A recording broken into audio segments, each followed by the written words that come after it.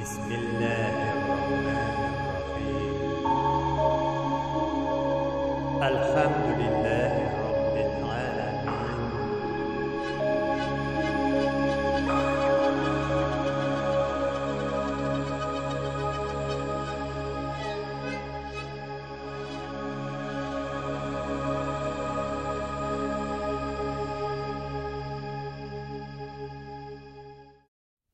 أعوذ بالله من الشيطان الرجيم بسم الله الرحمن الرحيم Assalamu alaikum wa rahmatullahi wa barakatuh muhtaram musulmon qardoshlar. Biz muhtaram musulmon qardoshlar o'zimizni tatar deymiz. Albatta biz tatarlardan boshqa bek ko'p millatlar bor shu yer yuzida. Har bir millatda o'zining shag'ishi bilan, o'zining birdamligi bilan, ishlagan ishlari bilan, tarixi bilan g'ururlana, аны үстерергә тырыша.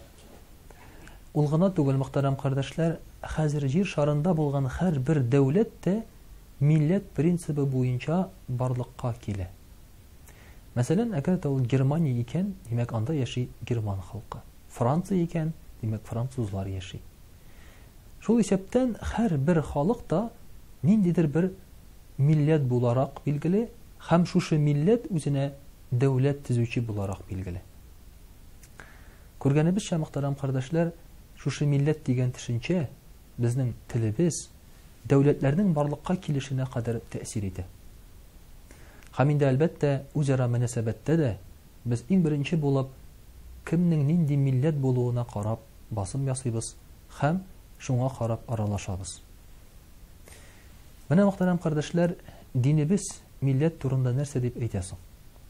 Гомумән алганда дин милләтне таныймы? Һәм төрле милләтләр дә Аллаһ Тәгаләгә карата ничек итеп бергә табынырга яки ничек итеп гыйбадәт кылырга тиеш икән. Иң беренче, мөхтәрәм кардәшләр, динебез милләтне таный. Мәсәлән, Аллаһ Тәгалә Коръән-и Кәримдә әйтә: "Без сезгә ачык, чиста гарәп телендә Коръән бирдек" ди.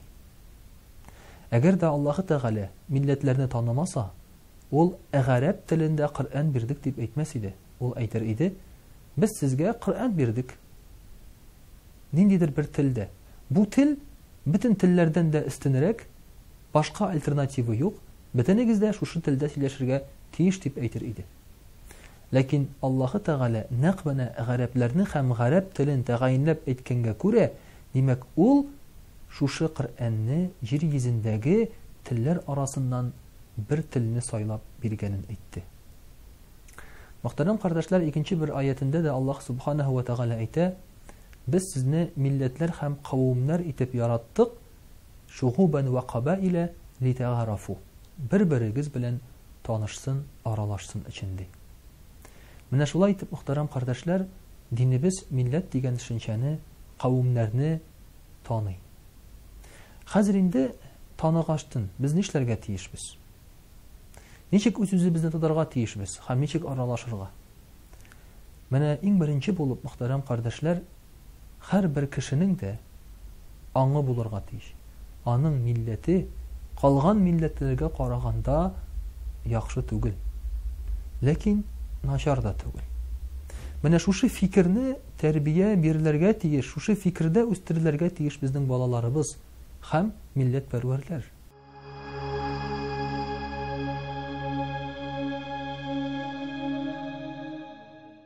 Аллаһ Субханаһу ва Тәгалә Коръән-и Кәримдә әйтә: "Сезнең иң яхшыгыз тақва булганыгыз" ди. Атқакум.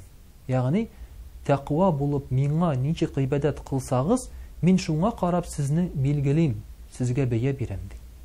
Сезнең нинди милләт булугызга карап түгел ди, тақва булугызга карап ди. Менә бу, мөхтәрәм кардәшләр, безнең өчен бик мөһим бер кимәл, үлчәү. Мәсәлән, мөхтәрәм кардәшләр, үз ара халыклар ярышкан дөньяда, узышкан вакытта бер-берсен уздырам дигәндә, без нинди кимәлгә карарга тиеш? Нинди безнең шулай бит урысча әйткәндә уровень булырга тиеш? Ул да булса, бу кимәлне билгели Аллаһ Тәгалә. Менә ул безнең өчен бәя бирүче. Һәм аның ризалыгына бөтен халыклар да омтыла. Урысы да, татары да, американец да, француз да, чукча да, бөтенесе дә омтыла Аллаһның ризалыгына, Аллаһка табынырга. Шулай булгач, Аллаһы Тәгалә нәрсә ди? Миңа сезнең тәкъварагыгыз кирәк ди. Тәкъва булганыгыз миңа кадерлерәк ди. Менә шулай итеп, мөхтәрәм кардәшләр, без инде үзебезнең милләтебезгә бикләнеп түгел шулай бит. Үзебезнең чыгышыбыз белән генә горурланып, Аллаһның ризалыгына ирешә алмыйбыз. Ниндидер гамәл белән Аллаһның ризалыгына ирешә алабыз.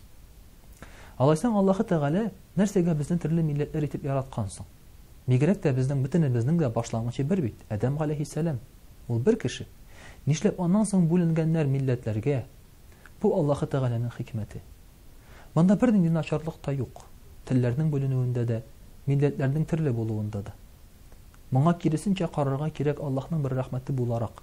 Чөнки Аллаһы Тәгалә Коръәни Кәримдә дә әйтте бит: "Литагарафу", аралашыр өчен без сезне төрле милләтләр кылдык диде. Менә бу аралашу дигән сүз бер-береңнән яхшыга өйрәнү дигән сүз. Мәсәлән, һәрбер халыкның да үзенә күрә бер билгеле булган бер сыйфаты бар. Мәсәлән, татар халкы эшчән, кунакчыл мәсәлән. Рус халкы киң күңелле, бар уларда, нәрсә генә әйтсәк тә. Шулай ук мәсәлән герман халкы пунктуаль. Я булмаса, әйтик француз халкы хисчән, һәм башка. Менә шушы һәрбер халыклар белән аралашкан вакытта үзебезгә аларның иң файдалы, иң яхшы ягын алыр өчен без сезне төрле милләтләр итеп яраттык ди Аллаһ Тәгалә әйтә. Менә әгәр дә шушы принцип белән яшәсәк, мәсәлән, ниндидер бер халыклар белән аралашкан вакытта аларның иң яхшы якларын үзебезгә алсак, менә бу бик күркәм булыр иде. Без гел үсештә булыр идек.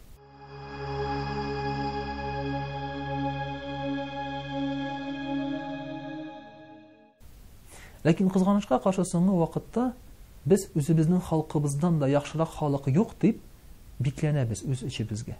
Һәрбер халык та шулай, безнең халык кына түгел. Ул гына түгел, бер-беребездән яхшылыкка өйрәнәсе урынга кайчакта начарлыкка өйрәнәбез. Читилгә барып кайтып, фәхишкә мәсәлән өйрәнеп кайтабыз.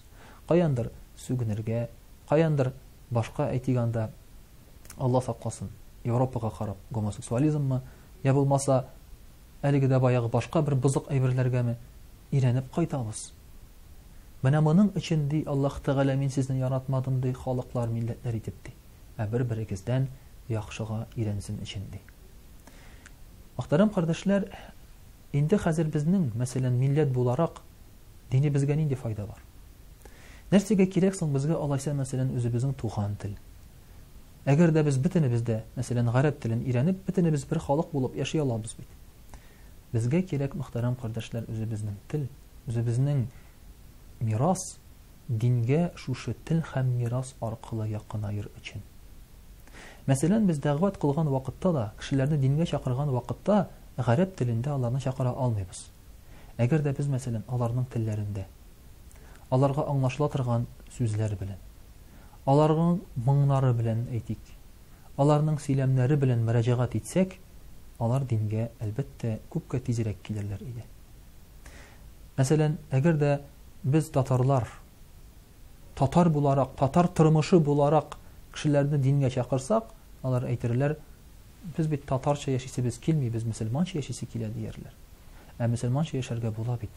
Рус булып та, татар булып та, гарәп булып та, американец булып та. Бөтен кеше дә бер төрле, бер милләттә булырга димәгән. Димәк, менә шушы мөхтәрәм кардәшләр, динебезгә якынаюның бер чарасы ул милләт һәм дә телебез. Әгәр дә без аларны дөрес итеп куллана белсәк, ләкин шул ук вакытта милләткә генә басым ясасак, динебездән һәм Алладан ерагайта торган, халыкларны сугыштыра торган бер билге дә булырга мөмкин. Вассаламу алейкум ва рахматуллахи ва баракатуһ.